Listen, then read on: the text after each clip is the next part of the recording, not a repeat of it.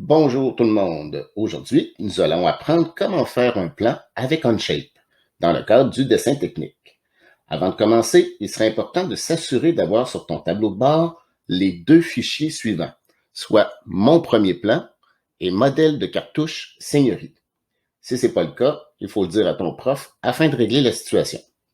Bon, maintenant, commençons. Il faut ouvrir mon premier plan.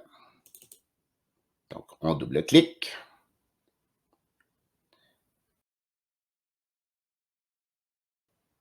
Une fois sur le plan de travail, on voit la pièce. Pour faire le plan de cette pièce, il faut simplement faire un clic droit sur pièce 1 ici à gauche. Donc, je m'en viens ici à gauche, clic droit. Je fais créer le dessin. Donc, je clique là-dessus. Là, moi, c'est les documents, les formats récemment ouverts. Vous, puisque c'est la première fois, donc vous allez être sur ces formats-là ici. Là, je vais vous demander, vous faites mon Onshape et il va vous afficher modèle de cartouche Seigneurie. Donc, on vient le sélectionner. Par la suite, on vient choisir 4 vues qui va nous donner notre vue isométrique avec les vues multiples. En cliquant sur OK, Onshape va tout simplement générer le plan automatiquement. On a maintenant les 4 vues générées. Donc, on a la vue de dessus, de face, de droite et notre vue isométrique. Là, par exemple, sont un peu petites pour la feuille. Donc, ce qu'on va faire, on va aller dans le menu ici à gauche avec un clic gauche. Je vais faire un clic droit sur Sheet 1, Propriétés. Je vais pouvoir venir modifier mon échelle. Donc, par exemple, ici, j'ai 1 pour 2. Je vais essayer 1 pour 1. On va essayer pour 1 pour 1.5. C'est plus petit. En fait, je préférais 1 pour 1. On va y aller avec celle-ci. Donc, je valide. Je ferme mon menu. On va donc travailler avec ce plan. Maintenant, la vue isométrique, on aimerait la présenter de façon plus réaliste.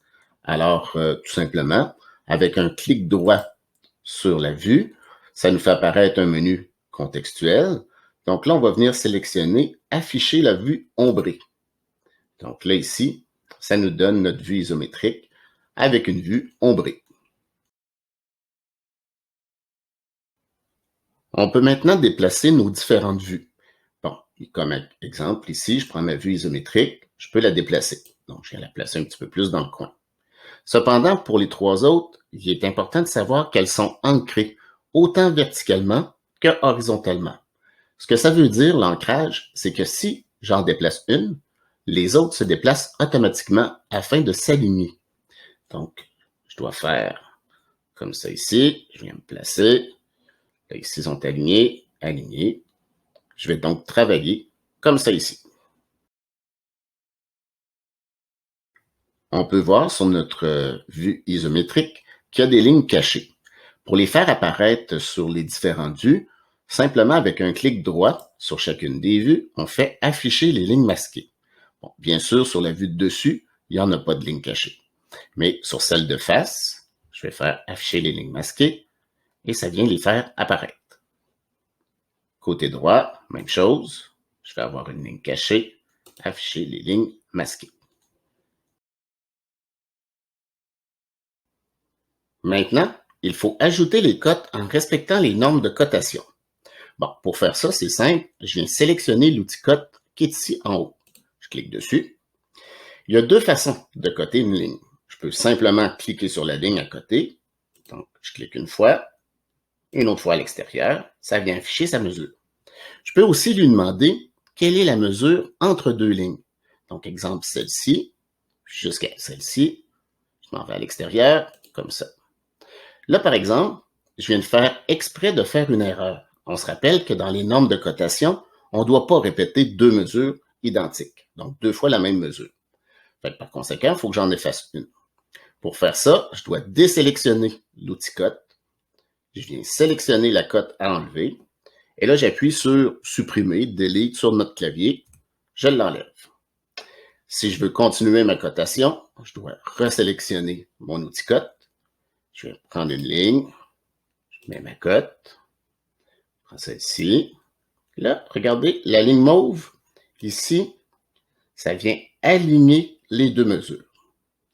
Bon, parfait. Maintenant, c'est à toi de compléter les cotations des autres mesures. Appuie sur pause et on se revoit dans quelques minutes.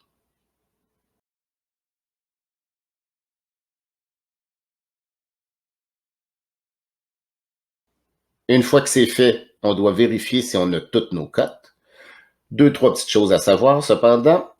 On ne met pas de cote sur les vues isométriques.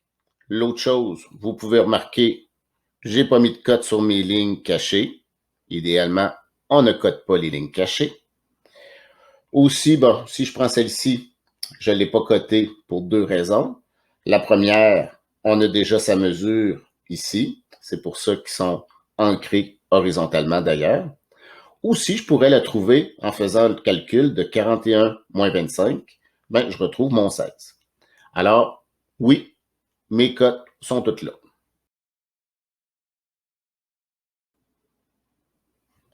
Il reste juste à remplir le cartouche. Donc, Onshape en a déjà fait une partie dont le nom, la date et l'échelle. Il reste à changer le titre. On fait un double clic. Simplement, on va l'appeler mon premier plan. On valide.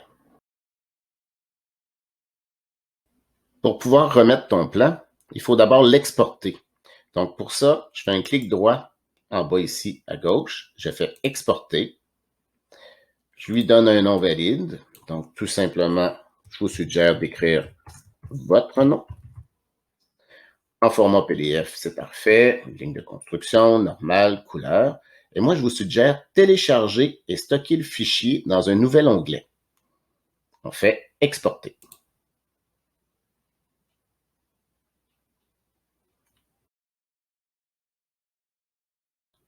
On obtient donc la version imprimable ici en bas. Je clique et voilà le fichier PDF.